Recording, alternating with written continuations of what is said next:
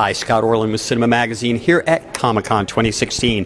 Now, for those TV fans who remember years ago a show called MacGyver, forget about that one. There's a brand new one coming up, and this is the star right here, Lucas Till. You don't have to forget all about it, because it is pretty much... Okay, let that one inspire you. But let's just ask for you, how much do you think that serves as a template for this new show? I mean, how much, if people had seen that, is going to be reflective of this new? Well, I think that's exactly what it is. It's a template, and I mean, I would just be disappointed if we weren't going to. I would be disappointed myself if we weren't paying homage to all the moments over the course of the 7 seasons that they went, or at least some of the moments.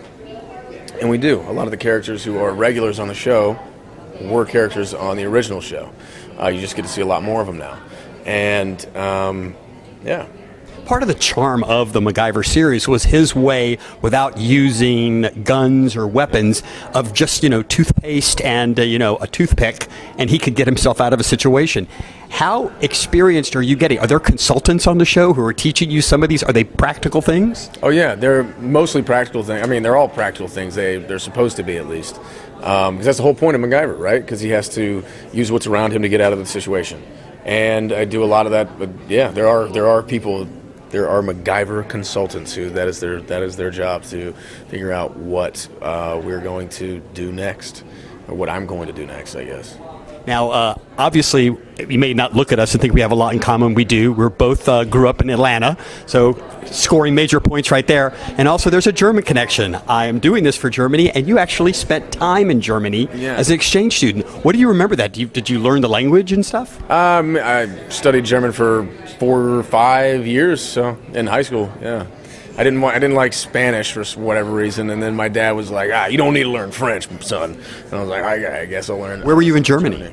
I was in Chemnitz. Well, the host family I was staying with was in Chemnitz, or Karl-Marx-Stadt. So then we also went to Berlin and Dresden. So yeah, it was a short trip. It wasn't like a full year-long exchange, but we went there, stayed with the family for a couple of weeks.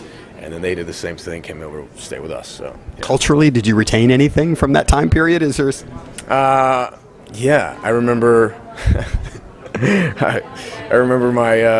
I'm wondering if I'm going to get my German teacher in trouble. Well, he didn't know anything about it, but I was like, yes, we should all be allowed to drink at 16 years old legally. Maybe settle some of the issues we have, but I don't know. Yeah, it was a lot of things, but now you've caught me off guard. I mean, where do you begin?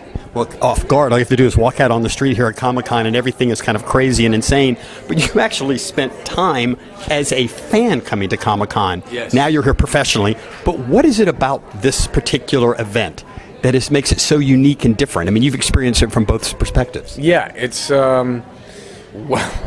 The first year I came, the reason I loved it so much was, well, I went on the floor. That's one experience. Then I went to, I stumbled into a free Gwar concert, and the lead singer's dead now. And this was before that. So, and it was just like open bar, free concert. Like, what? This is magical. I didn't know this existed. And then the next night there was a wrestling match on the rooftop of the Hard Rock Hotel, of professional wrestlers, and it was just crazy. It was just wild, and all the you get to do all this geek stuff in the daytime, and then at nighttime there's all these wild, crazy parties in celebration of movie releases or whatever. And so I don't know, I just loved it. And now they're here celebrating MacGyver. How cool is that? I know. Lucas, I can't thank you enough. Best of luck. Good luck. All right. This is Scott Orlin. Until next time.